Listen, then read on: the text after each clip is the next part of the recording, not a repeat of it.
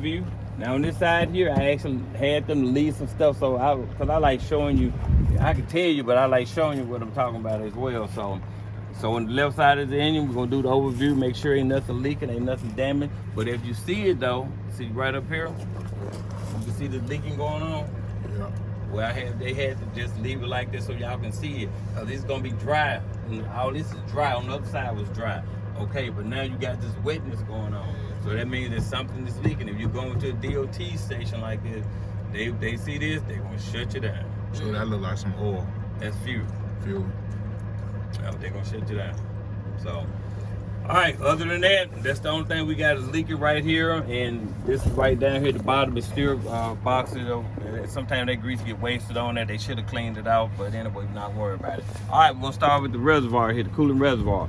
Filled to the proper level. The capsule's present, it's not leaking. Hose is going to it. Everything is good. I don't see no braiding buds cut nowhere.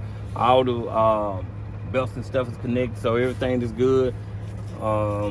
I don't see any, I don't hear any leaking, I don't see nothing leaking, I don't smell anything. So, all right, the coolant reservoir is good to go, caps is present, filled to the proper level. Coming on right here, we got the air filter housing, air filter. All right, remember this here, this is where the air comes in and goes to your duct on the other side, and it goes to your air intake and your exhaust system. So this air filter housing, the air filter. Back in the days, right here, they used to, when you run out of fuel, they just shoot ether or starting fluid down. They can't do it anymore because these new engines, you'll tear them up. So that's if you happen to run out of fuel, which you shouldn't, just don't shoot it down in there. All right, so we got the air filter housing. All right, right here, this is this chrome rail, and this is what it is. It's a fuel rail. This long piece right here is a fuel rail. It brings the fuel in through these lines right here. These are fuel lines. These curving with the fuel lines. Yep. Behind the two bolts is your fuel injectors. Yeah. So you got your fuel rail, fuel line, behind the two bolts is your fuel injectors. All right, coming right here, this is your fuel filter, primary fuel filter. Okay, everything's in one line.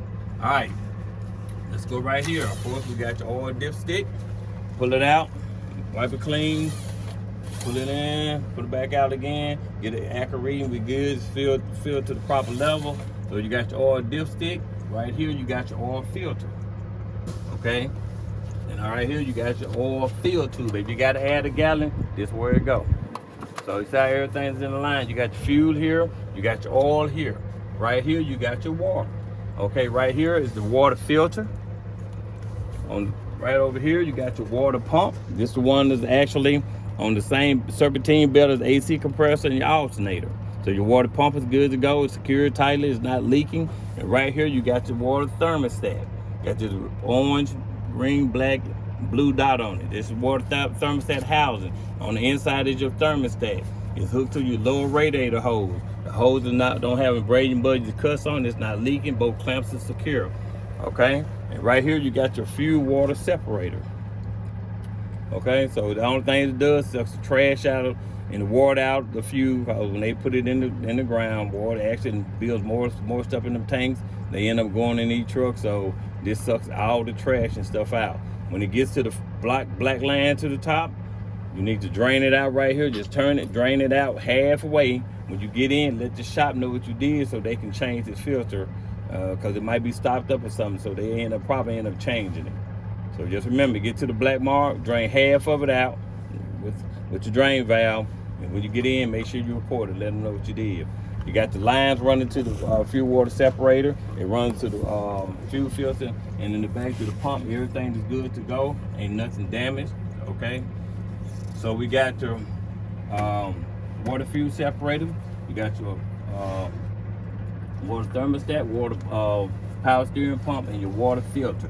Oil fill tube, oil filter, oil dipstick, fuel filter.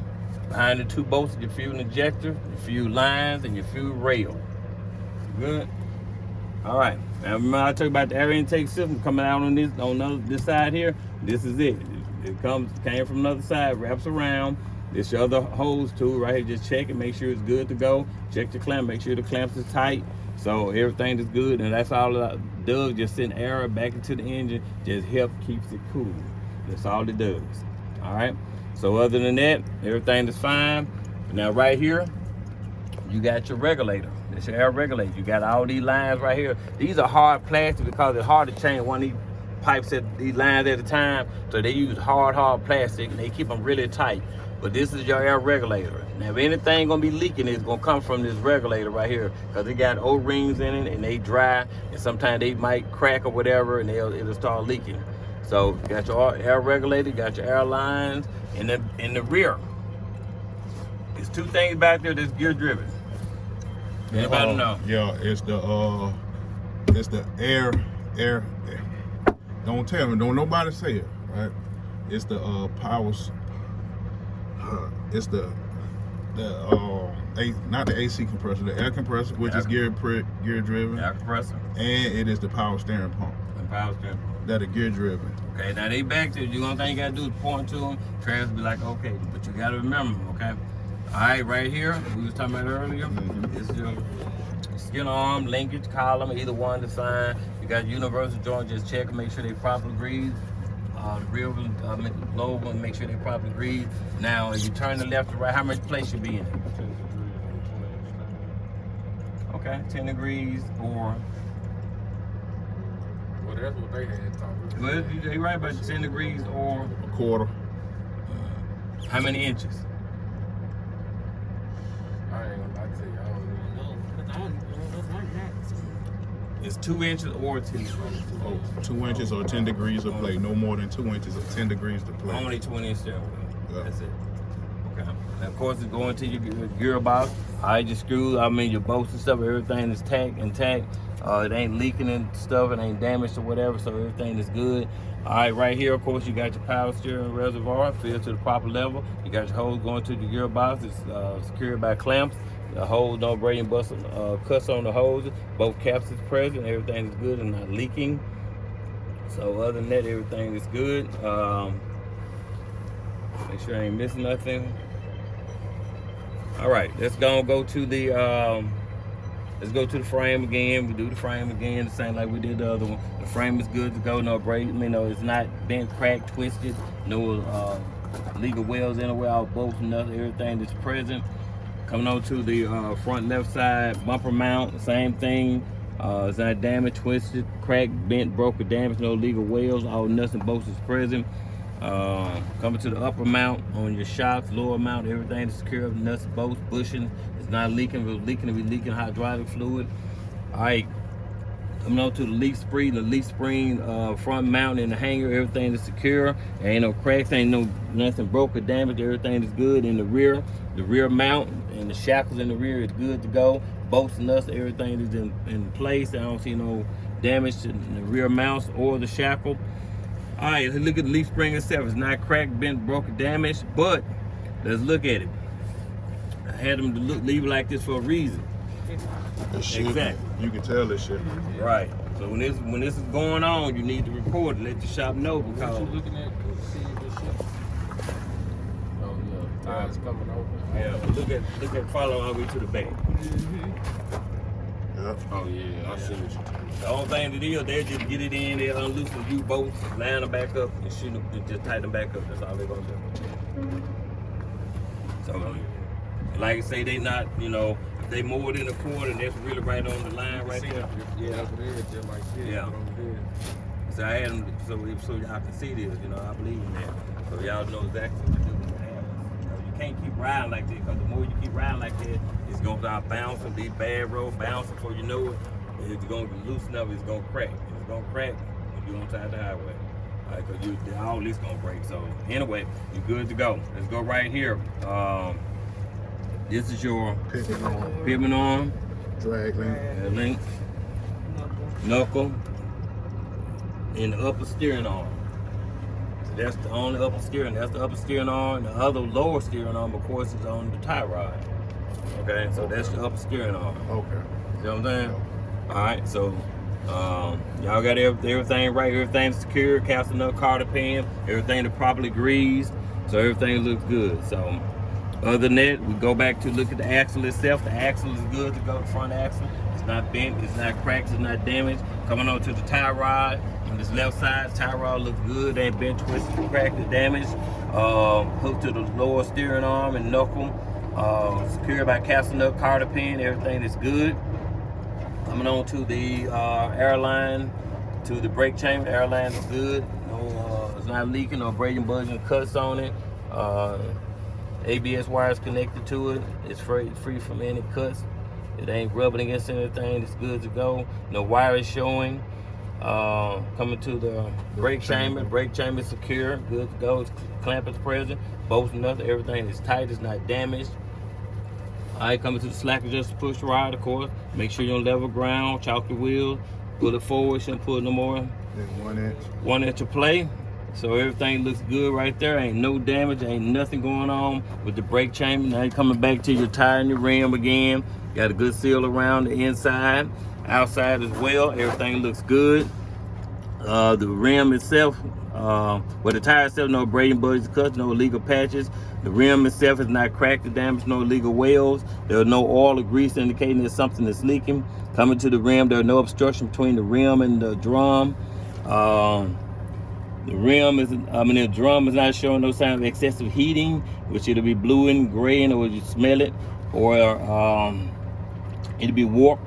Looking at the shoes is good to go. They're not cracking. They're not worn dangerously thin. They're not less than 1/4 inch of shoe on it. So everything is good to go on the shoe. All the spring, all the hardware, the nuts and bolts, everything's in place. Like I say, the main thing you're looking for is any leaks. So everything is good to go. All right, tire is wearing evenly across. The other side was right at 15. This side here should be put in the middle. Should be similar to it. And it is 14. It's about 15. Yeah, it's about 15. 14 right there. That's 15. It's about 15. So they weren't even good to go. So they were pretty much good. 100 to 110 pounds of pressure. Virgin radial tires. The rim is not cracked, and I can see you got metal valve stem, cap is present. Check out your lugs, everything is tight. No metal shavings, no rust trails, no oxidation around the rim. Everything is good. And again, check your hub seal, oil. Everything is good. I see it, so I don't have to add nothing to it. But if I did, and I thought it was low, stick my finger in. At that point in time, go buy something if it was low. Report it to the shop when I get in. Remember, this is not a step. This is your fuse box right here. Let me go back to this fuse box. And this is your fuse and relay. They're going to have spare fuse and relays going to be in your glove compartment. Why is this key down? And that's my spare key. Oh. Look, I promise y'all going to be teaming though. So, but you still, I used to carry a key in my pocket, one ignition, and I had one on this truck somewhere. But once you close that door, one morning you tired, you close the door, you might be inside and you might think, she might, let me go ahead inside too. You think he got his key and, he might not have it, you done left your key. So anyway, just keep a spare key. So, and man, you don't have to do it, but about a month ago, somebody called me a month ago. They was in Florida on the turnpike and they locked that good thing about it, they had their cell phone. But anyway, they locked the keys in the truck. They had to call somebody out. The nearest place was 200 miles. Woo. They charged them $400, $430 to come out to do this. And that's so that's coming out your pocket. So you can get a key made up here at the terminal. They will make you 2 or 3 keys if you need them. For free? Well, they not gonna. Oh, okay. Yeah, they free. That's it for this side. So there's it for this side. But yeah, make sure you get some spare keys.